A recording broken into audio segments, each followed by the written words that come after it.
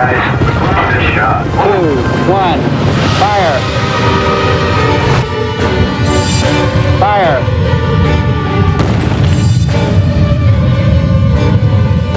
Armas de alta tecnología. Episodio 3. Misiles de crucero. 5, 4, 3, 2, 1. Execute.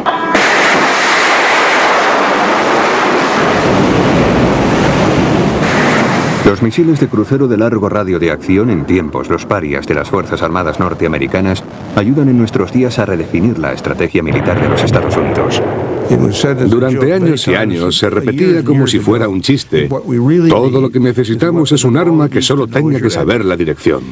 Y eso es exactamente lo que es el misil de crucero. En la actualidad, el misil de crucero más conocido es el Tomahawk de la Marina.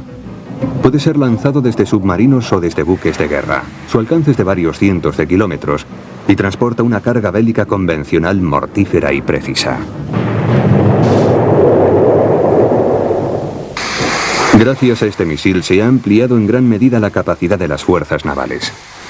En la actualidad disponemos de misiles de crucero que ofrecen a los submarinos y a los buques de guerra la oportunidad de alcanzar unas distancias impensables cuando yo era un oficial joven. El Tomahawk permite a la Marina llegar a lugares remotos sin exponer a los pilotos al fuego antiaéreo. Es un favorito de los políticos desde su primera actuación en la Guerra del Golfo. El misil de crucero tiene posibilidades asombrosas. En primer lugar, la de alcanzar sus objetivos con gran precisión. En segundo lugar, con gran fiabilidad. Y en tercer lugar, es casi invulnerable. Las actualizaciones tecnológicas prometen hacer que un buen misil llegue a ser incluso mejor. Tratamos de conseguir una mayor efectividad de la carga bélica, una mayor precisión y mejoras en la navegación. Los misiles de crucero actuales son descendientes de un concepto sencillo y muy antiguo. El misil de crucero es un avión pequeño y sin tripulantes. Solo hace el viaje de ida y transporta algo que explota. Eso es todo. La Alemania nazi fue la primera en desarrollar un misil de crucero, la bomba V1. Y se utilizó durante la Segunda Guerra Mundial como armamento de represalia con la intención de que Gran Bretaña abandonara el conflicto. They succeed in shooting down 1,500 out of 8,000 one-ton robots. Los alemanes lanzaron miles de ellas, principalmente contra Londres. Es la famosa bomba volante. Se oía zumbar al motor y cuando dejaba de hacerlo, es que te caía encima. La V1 usaba una tecnología rudimentaria. Motor de reacción, un pulsorreactor, alas y un sencillo sistema de navegación. Literalmente era un avión no tripulado con una cabeza explosiva. Además, los alemanes desarrollaron el primer misil balístico, la V2. Usaba un motor cohete para volar por el espacio y caer a tierra sobre el blanco. Aunque tanto la V1 como la V2 representaban una gran amenaza, eran muy imprecisas. Eran más bien armas psicológicas, aunque su misión era destruir objetivos. Sus daños colaterales eran inmensos. Si se lanza una flecha al aire, no se sabe dónde caerá. Esa era la forma en la que operaban. Pero eso no impidió a los Estados Unidos al final de la Segunda Guerra Mundial aprovecharse de la tecnología alemana de las V1 y V2. Fuimos a Alemania guiados por el interés natural por el misil de crucero y el balístico. Servirían como plataformas nucleares. A finales de los 40 y en los 50 con Eisenhower, dieron un enorme impulso al desarrollo del armamento americano. Ya que los misiles de crucero eran básicamente aviones no tripulados, su tecnología parecía más sencilla de abordar que la de los misiles balísticos, que utilizaban combustibles muy volátiles, difíciles y peligrosos de manipular. Por lo tanto, se invirtió mucho dinero en los programas de misiles de crucero de largo alcance. Los primeros misiles de crucero fueron concebidos antes de que se pensaran que los misiles balísticos iban a tener éxito. Estos últimos quedaron algo apartados. Durante los años 50 desarrollamos misiles de crucero para que fuesen una opción viable, por si no resolvíamos los problemas de los misiles balísticos. El programa de misiles de crucero de largo alcance de la Fuerza Aérea fue llamado SNARC. 5, 4, 3, 2, 1, mark.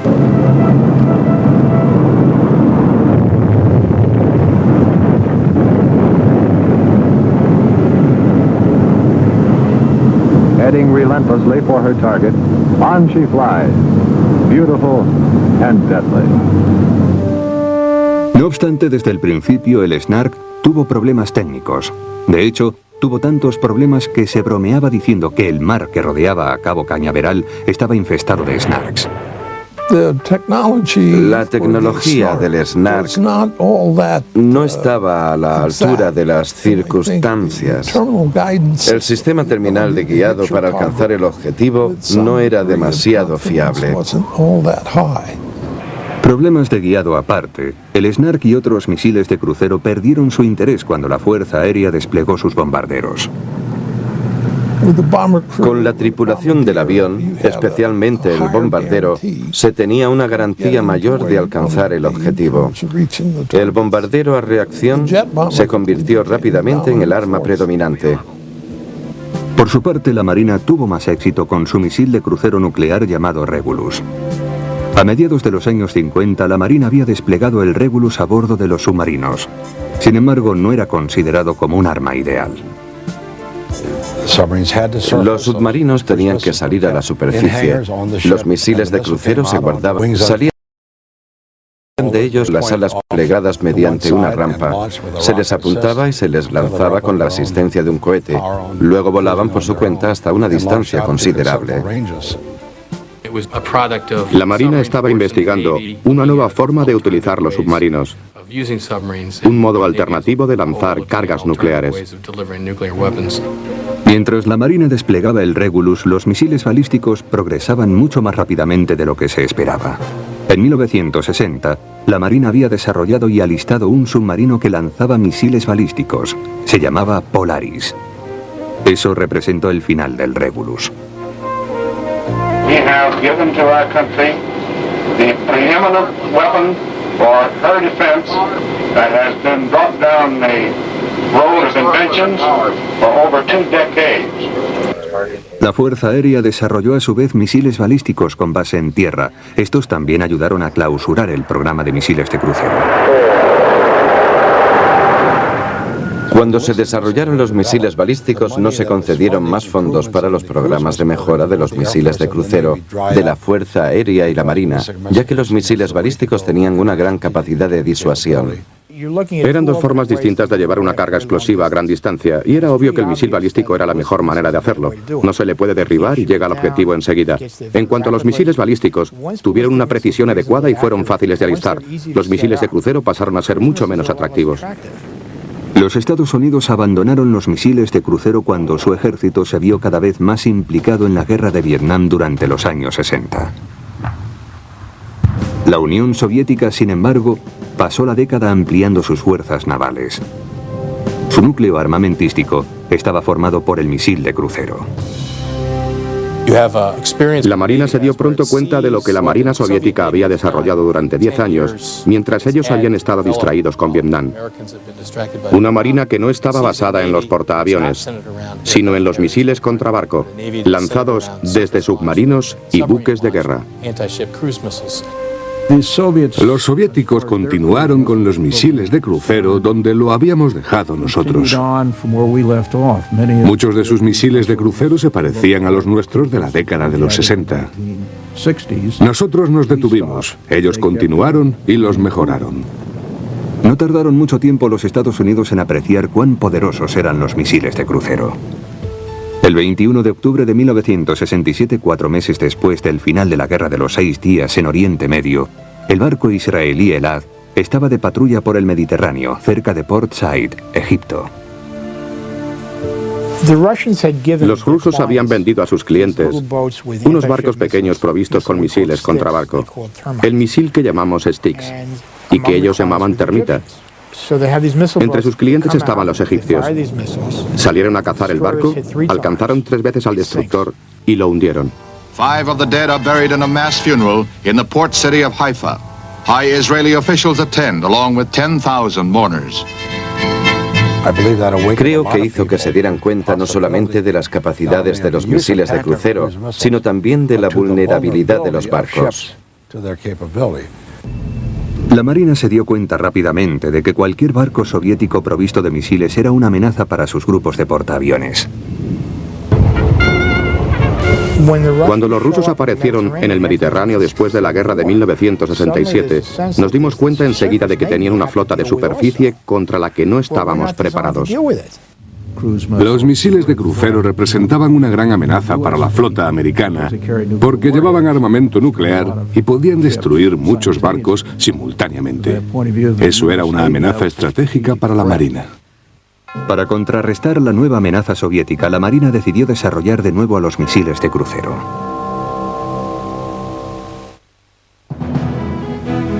Los nuevos misiles de crucero estarían armados con explosivos convencionales y serían utilizados como misiles tácticos contra barco con un radio de acción de 100 kilómetros. Fueron llamados Harpoon.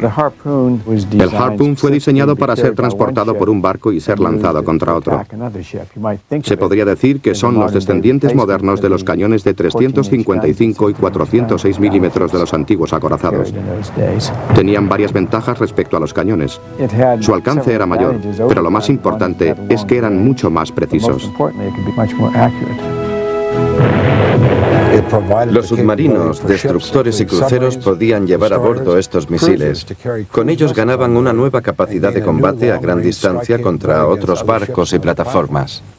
Una de esas plataformas eran los submarinos soviéticos en la superficie.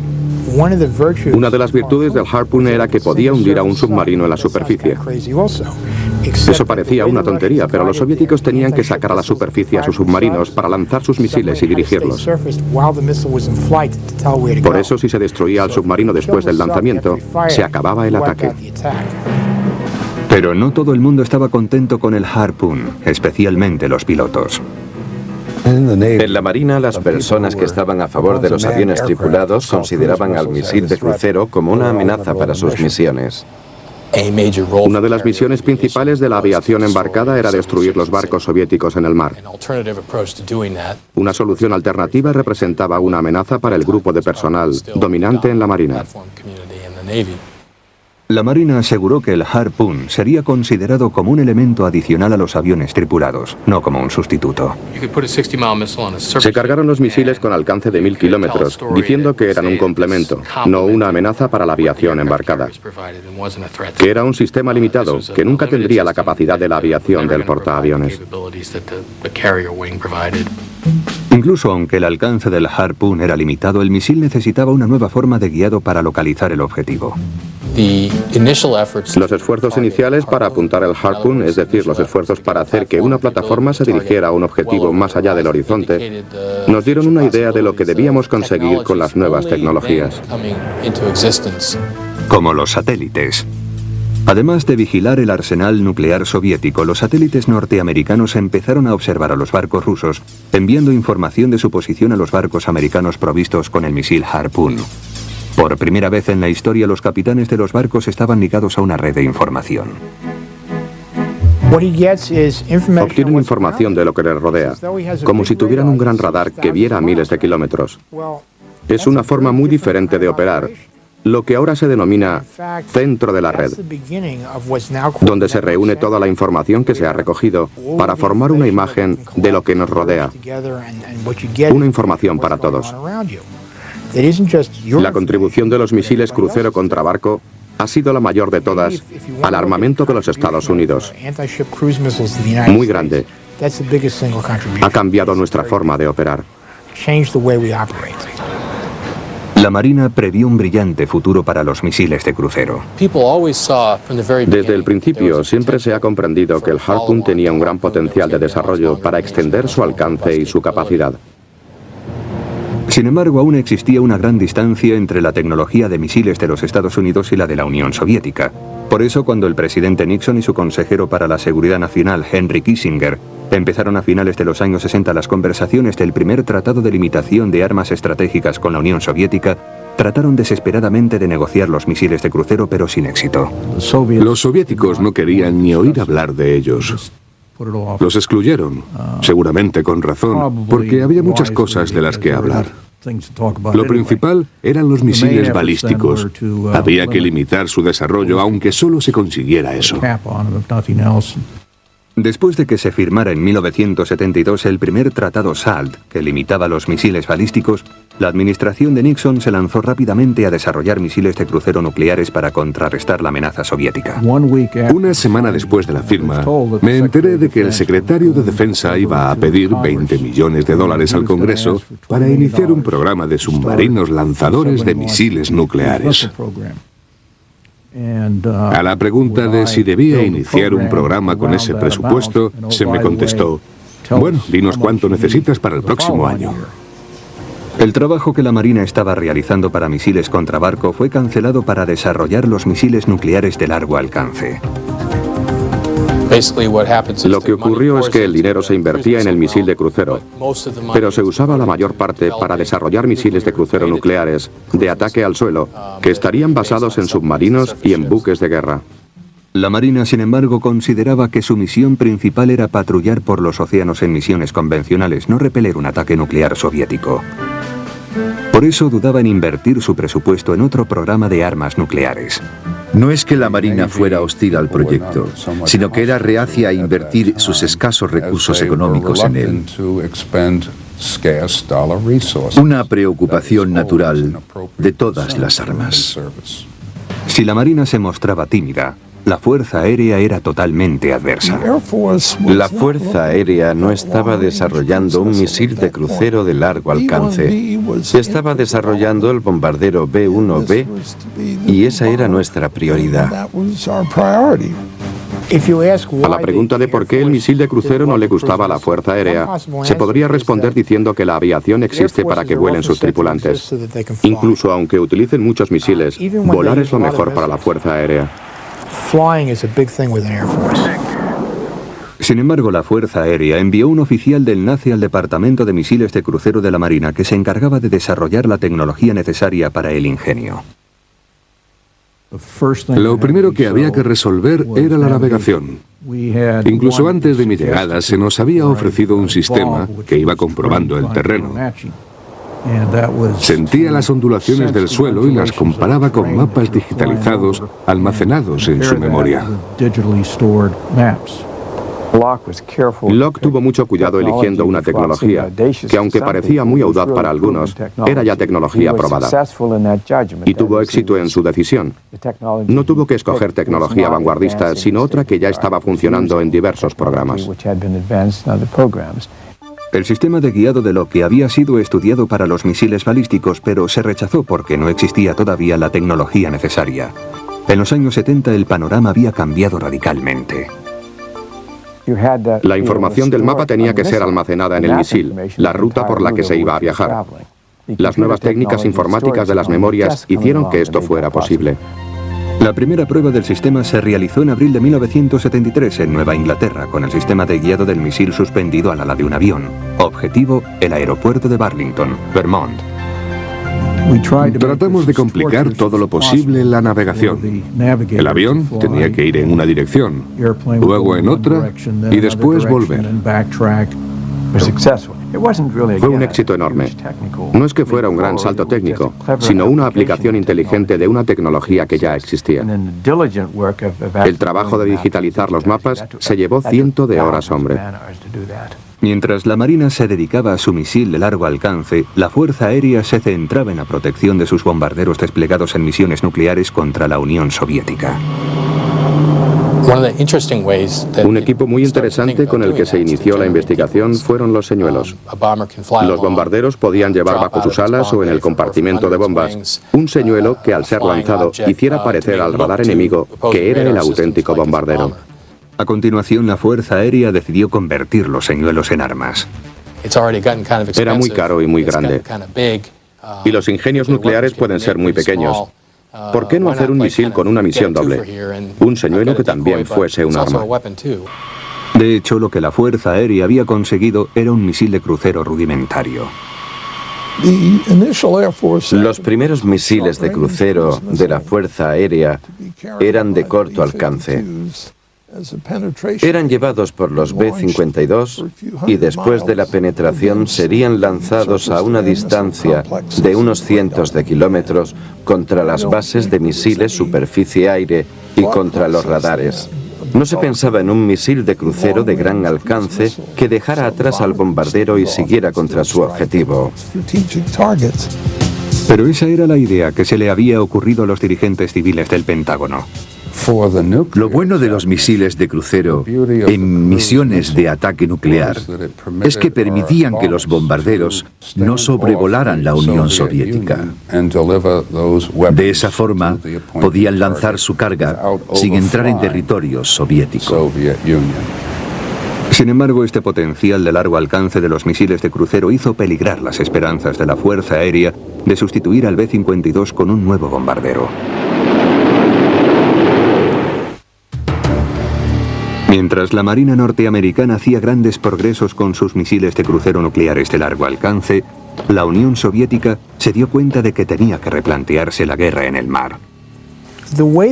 Los rusos planeaban destruir la Marina americana eliminando los portaaviones al comienzo de las hostilidades, todos los que pudieran. Lo llamaban la batalla de la primera salva. Si en lugar de ser los portaaviones los que llevaban misiles nucleares de crucero fueran todos los barcos americanos, entonces los rusos tendrían más dificultades. No se podrían concentrar en un único objetivo. No sabrían a quién destruir. Una idea interesante. Con el equilibrio ahora a favor de los Estados Unidos, los rusos quisieron de repente incluir los misiles de crucero en las conversaciones del control armamentístico. Los soviéticos comenzaron a interesarse por los misiles de crucero americanos. Por otra parte, nosotros estábamos preocupados por un bombardero ruso llamado Backfire. Preocupado por el nuevo bombardero soviético de largo radio de acción, el presidente Gerald Ford y el secretario de Estado Henry Kissinger indicaron que estarían dispuestos a limitar sus misiles de crucero a cambio de que los soviéticos hicieran lo mismo con el bombardero Backfire. Este asunto se trató en la segunda ronda de conversaciones sobre limitaciones de armas estratégicas, la SALT-2, en 1974. Era obvio que no querían apoyar los misiles de cruceros marinos porque los usaron como pieza de cambio. Sin embargo, el Departamento de Defensa no estaba tan convencido de que debía abandonar los misiles de crucero. Vimos cómo endurecían sus posiciones, pero no estábamos dispuestos a abandonar los misiles de crucero sin luchar antes por ellos. En cualquier administración siempre existen tensiones entre el Departamento de Estado y el Departamento de Defensa. En este caso, el secretario de Estado Kissinger salió ganador, y en el borrador del SALT-2 se acordó poner unos límites muy estrictos a los misiles de crucero norteamericanos. También convenció al presidente Ford de que despidiera al secretario de Defensa James Schlesinger, en parte debido a su oposición a las limitaciones de los misiles de crucero estratégicos. Hubo un debate entre los que querían hacer concesiones a los soviéticos para que se firmara el acuerdo y los que estaban preocupados por la conservación de ciertos potenciales militares. No obstante, las concesiones sobre misiles de crucero estratégicos no tendrían larga vida. En 1976, Ronald Reagan estuvo a favor de ellos cuando fue el oponente de Ford para la candidatura republicana a presidente. We've come up with a new weapon called the cruise missile. And this technological improvement, which they can't match as yet, now puts them in a position where they have to be concerned again. And so they would like an agreement that would get us to give that up. I hope we don't do that and aren't foolish enough to do it. Reagan apoyó los misiles de crucero en su alocución y de esa forma detuvo todas las iniciativas para limitar los misiles de crucero hasta que pasara la convención republicana. Al final esto no tuvo importancia porque Jimmy Carter ganó las elecciones y eligió a Harold Brown como secretario de Defensa, y este tenía sus propias ideas acerca de los misiles de crucero. They will be able to penetrate Soviet defenses of the... Cuando ocupé el puesto de secretario de Defensa, decidí enseguida apoyar todo lo posible a los misiles de crucero. Habían demostrado que eran armas estratégicas nucleares que podían penetrar en territorio enemigo lo mismo que los bombarderos tripulados. Y además no se arriesgaba ni la vida de las tripulaciones ni unos costosos bombarderos contra las defensas soviéticas. La Unión Soviética había desarrollado una magnífica defensa aérea. Los bombarderos serían muy vulnerables si sobrevolaban territorio hostil. Sin embargo, un misil de crucero disparado desde un barco a cierta distancia podía volar sin necesidad de arriesgar la vida de los tripulantes. Brown obligó a la Fuerza Aérea a desarrollar misiles de crucero de largo alcance que pudieran ser lanzados desde los B-52. La Fuerza Aérea comprendió que estos misiles serían los sustitutos del nuevo bombardero B-1 que estaba siendo desarrollado. Para las fuerzas aéreas, esto era la peor pesadilla. Aparecía una nueva tecnología muy atractiva para los políticos. Y enseguida se dieron cuenta de que era la alternativa de los costosos bombarderos. El 30 de junio de 1977, los peores temores de la Fuerza Aérea se hicieron realidad cuando la administración de Carter canceló el B-1. My decision is that we should not continue with deployment of the B-1. My recommendation to the President and his decision not to proceed with production of the B-1 were based on the conclusion that aircraft carrying modern cruise missiles will better assure the effectiveness of the bomber component of U.S. strategic forces in the 1980s. El presidente Carter dijo que íbamos a gastar muchísimo dinero en el bombardero B-1 cuando podíamos usar misiles de crucero instalados en barcos ya existentes. Algo lógico, porque no era aconsejable enviar aviones a sobrevolar la frontera bajo el fuego enemigo. Para obligar a la Fuerza Aérea a desarrollar un misil de crucero lanzado desde el aire, William Perry, en aquel momento subsecretario de Defensa para la Investigación e Ingeniería, decidió unificar los misiles lanzados desde el aire y desde el mar bajo una sola oficina que dependería directamente de él. El adjunto al secretario de Defensa saliente me había dicho que existía una gran batalla por los misiles de crucero. Él creía que sin el fuerte apoyo del secretario de Defensa, el programa no tendría éxito. Todavía molestos en la Fuerza Aérea por la cancelación del B-1, la decisión de Perry de poner al almirante Walter Locke al frente de la oficina conjunta acabó por caldear el ambiente. Parte de los problemas iniciales se debían a la creación de la oficina conjunta. Era como decir, no me puedo fiar de vosotros y quiero asegurarme de que lo haréis bien. Tengo un gran jefe de programa, el almirante Locke. El descontento se debió, creo, a que la gente de la aviación sintió cómo la habían dejado de lado. Sin embargo, la Fuerza Aérea pronto superó sus objeciones iniciales cuando empezó a darse cuenta del potencial del misil de crucero. A los pocos meses de que el programa de misiles de crucero comenzara a desarrollarse, decidieron apoyarlo. Y desde entonces fueron muy eficaces y ayudaron mucho. Si nos fijamos en la historia de la tecnología militar, los nuevos avances siempre sustituyen a un sistema que se pensaba que era imprescindible. Conforme progresaba el programa de los misiles de crucero, el secretario Brown trató de levantar los límites puestos sobre ellos por el borrador del Tratado SALT II en 1974. Los soviéticos querían poner un límite de 600 kilómetros al alcance del sistema. Algo que les convenía mucho, porque sus ciudades estaban a más de 600 kilómetros de las fronteras.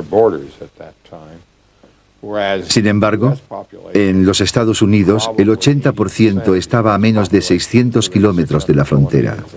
La diferencia geográfica hizo que esta limitación fuera muy atractiva para los soviéticos.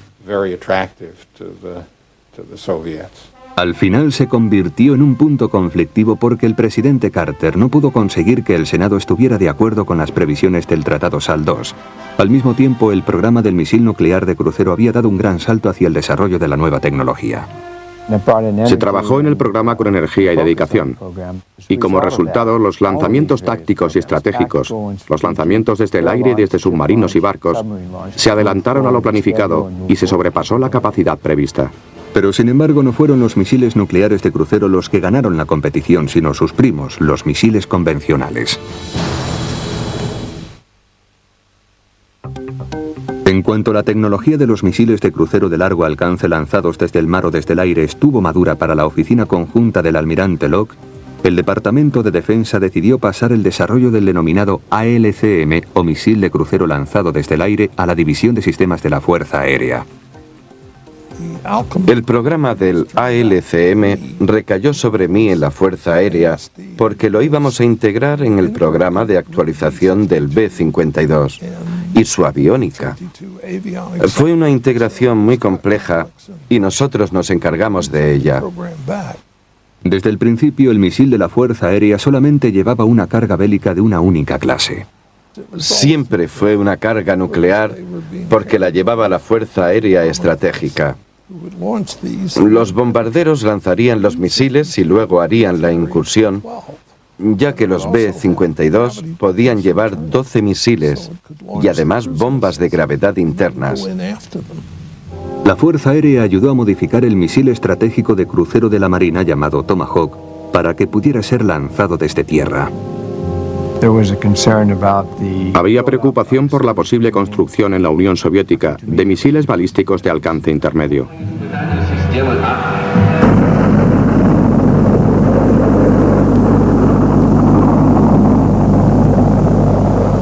Los misiles de crucero lanzados desde tierra trataban de establecer el equilibrio con los misiles que la Unión Soviética tenía previsto desplegar en Europa. A mediados de los años 80, los Estados Unidos habían desplegado misiles nucleares de crucero por tierra, mar y aire. Sin embargo, la versión nuclear del Tomahawk de la Marina ocupó un segundo lugar tras su versión convencional. Para muchos en la Marina, la versión contrabarco del Tomahawk era más importante debido a que los misiles balísticos estaban progresando mucho y el Tomahawk nuclear era menos efectivo que ellos. Se pensaba así porque la Marina estaba desplegando ya una nueva arma nuclear, el submarino de misiles Trident. No obstante, el almirante Locke apreció que el Tomahawk convencional de largo alcance podía ser algo más que un misil contrabarco. El Tomahawk de largo alcance podía alcanzar también objetivos terrestres. Por eso comenzó a trabajar en un misil convencional de mayor precisión que su pariente, el nuclear. El misil convencional solamente llevaba una fracción de la capacidad explosiva del nuclear, por eso debía ser muy preciso. El Tomahawk nuclear tenía una precisión de 100 metros con su sistema de guiado. La carga debía ser nuclear para destruir el objetivo. Una de las contribuciones principales de Walter Locke fue hacer que la tecnología aumentara la precisión, de forma que el misil estallara muy cerca del objetivo, pudiendo destruirlo por tanto con cargas convencionales. La tecnología de Locke, adaptada de un pequeño programa de la Marina para bombas de precisión, usaba fotografías digitales en lugar del radar para dirigir los misiles a sus objetivos. Conforme se aproxima al blanco, a su objetivo final, va tomando fotos del terreno que tiene debajo. Las digitaliza y las compara con las imágenes que tiene almacenadas. Así conoce con precisión su posición cuando llega a su fase terminal contra el objetivo. A principios de 1978, los vuelos de prueba demostraron que la tecnología funcionaba. Los misiles de crucero eran lo suficientemente precisos para ser empleados como armas convencionales. This is a very effective weapon. Our choice of it has been, in my view, completely vindicated. A pesar de su éxito, el programa convencional del Tomahawk de la Marina tuvo baja prioridad durante los primeros años de la administración Reagan, ya que el objetivo principal era conseguir la supremacía nuclear sobre la Unión Soviética. La versión convencional fue instalada en 1983 en el acorazado New Jersey, pero tan solo era una muestra, no había más que uno o dos de ellos. Se lanzó solo como demostración. La importancia de los misiles nucleares de crucero disminuyó en gran medida durante los años 80.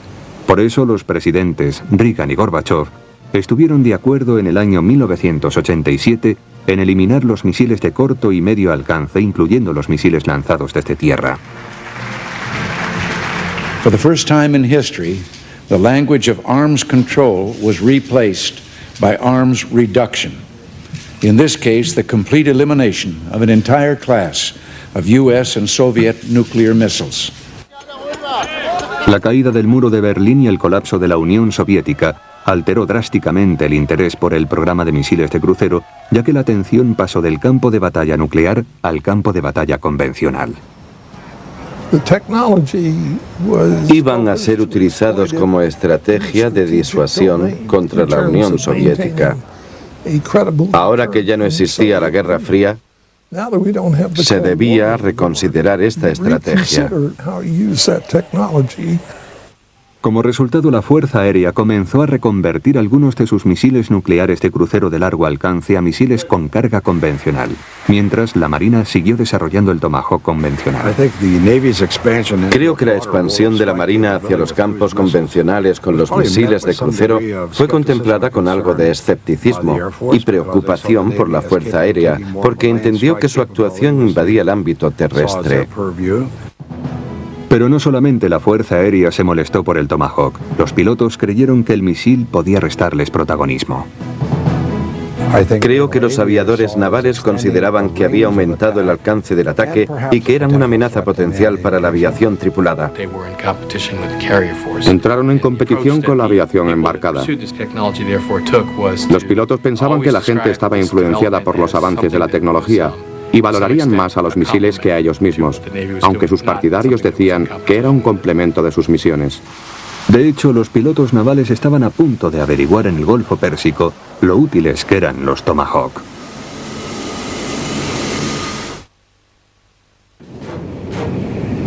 En la Guerra del Golfo Pérsico se comenzaron a utilizar los misiles de crucero convencionales, los Tomahawk. Fueron los primeros en ser disparados al comienzo de la campaña. Lo bueno de los Tomahawk en el Golfo era que no importaba si resultaban derribados, por eso se usaron libremente. Durante la primera noche se dispararon muchos de ellos y se continuaron disparando durante los días y noches siguientes. Aunque Bagdad estuviera cubierta de nubes, se seguía disparando los Tomahawk. Creo que nadie se dio cuenta de lo precisos y lo sencillos que eran de usar. Y también creo que la Fuerza Aérea no sabía cuántos de ellos tenía la Marina. Era una nueva capacidad táctica usada a gran escala, y los Tomahawk alcanzaron un éxito sorprendente. Lanzamos 288 de ellos. Creo que unos 245 acertaron sus objetivos. Eso es un éxito tremendo para la primera aplicación de un arma nueva y sofisticada. A pesar del éxito de los Tomahawk, los Estados Unidos todavía seguían utilizando las bombas tradicionales sin guía en la mayoría de sus intervenciones en Irak. Los informes que siguieron a los ataques en la Operación Tormenta del Desierto demostraron que los ingenios de precisión guiados como el Tomahawk sumaron solo un pequeño porcentaje de las bombas lanzadas, pero consiguieron un relativamente alto porcentaje de objetivos destruidos. Una importante lección a aprender.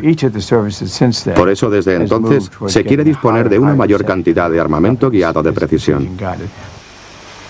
El éxito de los misiles de crucero fue un triunfo personal de William Perry, que volvió al Pentágono en 1994 como secretario de Defensa del presidente Clinton. Si comparamos cómo se consideraban los misiles de crucero en el Pentágono y en Washington en 1981 y en 1993, se apreciará un cambio tremendo. La razón principal se debe a la Operación Tormenta del Desierto, que demostró algo que los partidarios de estos misiles conocían, que podían ser usados en misiones terrestres de largo alcance. Poseían gran fiabilidad, precisión y eran relativamente invulnerables. Creo que el misil de crucero hubiera tenido un desarrollo más lento, a no ser por la intervención civil. Incluso es posible que nunca hubiera aparecido. Después de la Guerra del Golfo, los Estados Unidos han desarrollado totalmente los misiles nucleares de crucero. En su lugar, la Marina ha trabajado febrilmente para mejorar el Tomahawk convencional. En 1993 se presentó una nueva versión llamada Block 3 que utilizaba el GPS, el sistema de posicionamiento global, como ayuda para la navegación. El GPS permite al planificador de la misión determinar rápidamente la trayectoria del misil rumbo al objetivo. Se le puede situar con precisión en cualquier parte, porque tenemos cobertura del GPS en casi todo el planeta. Eso significa que se puede planificar rápidamente una misión vía satélite para los buques de guerra o submarinos que están desplegados por todo el mundo. La siguiente generación de Tomahawk, denominada Tomahawk táctico, requiere un control interactivo mucho mayor. Seremos capaces de comunicarnos con el Tomahawk táctico desde su lanzamiento hasta que alcance el objetivo. Esto quiere decir que se dispone de la posibilidad de comunicarse con el misil en tiempo real, virtualmente hasta que destruye el objetivo. Esto permite al operador utilizar información táctica reciente para actualizar el objetivo del misil. Los misiles de crucero han permitido que el ejército entre en la era de la información. En la Marina decimos que es la guerra del centro de la red. El centro de la identificación del blanco y de puntería ha pasado de estar formado por los tripulantes aéreos a la electrónica.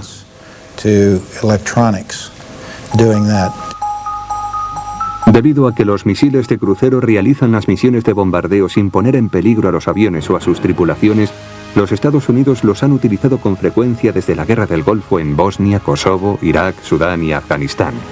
A pesar de su éxito, incluso sus más ardientes defensores saben que es un arma limitada. El Tomahawk y los misiles de crucero en general ocupan un nicho definido en el combate. No es probable que se lancen miles y miles de ellos como si fueran bombas guiadas por láser. Se elegirán para estos misiles blancos estratégicos y peligrosos que estén muy alejados, que estén bastante por detrás de las defensas enemigas. Son buenos contra los objetivos fijos y grandes. El Tomahawk no puede atacar una columna de carros de combate. Hay que hacerlo con aviones provistos con armas de precisión si se quiere alcanzar esos blancos. Aunque las armas de alta tecnología han demostrado ser muy valiosas, probablemente nunca sustituirán a los soldados terrestres. Los misiles de crucero ciertamente son vitales, pero siempre necesitaremos disponer de la capacidad militar para ocupar y mantener terreno, si es que ese es el objetivo que se nos impone. Aunque los misiles de crucero no han sustituido a la guerra tradicional, no hay duda de que la han hecho cambiar. El Tomahawk puede alcanzar a cualquier cosa que merezca la pena, como se puede comprobar por sus recientes éxitos. Creo que sus diseñadores han hecho un trabajo extraordinario.